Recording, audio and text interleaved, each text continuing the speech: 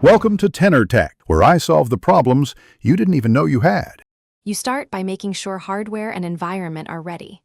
Charge the headphones above 50%, pair them via Bluetooth or plug in using the supplied cable, and open the companion app. Once done, update firmware and select the ANC mode.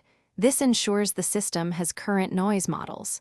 Next, pick a test track, steady low-frequency tones, or spoken audio at around 60 to 70 dB, so you can evaluate cancellation immediately and detect leaks or fit issues. You now refine fit and settings to maximize ANC performance. Start by adjusting ear cups or ear tips until you get a tight seal. Poor fit undermines cancellation, so try different sizes.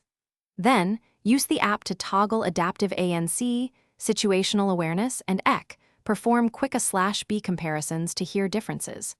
Once done, simulate real-world noise, move your head, and adjust microphone sensitivity, or gain, so the system learns accurate external noise profiles and responds. You finish by validating ANC across typical environments and saving a profile.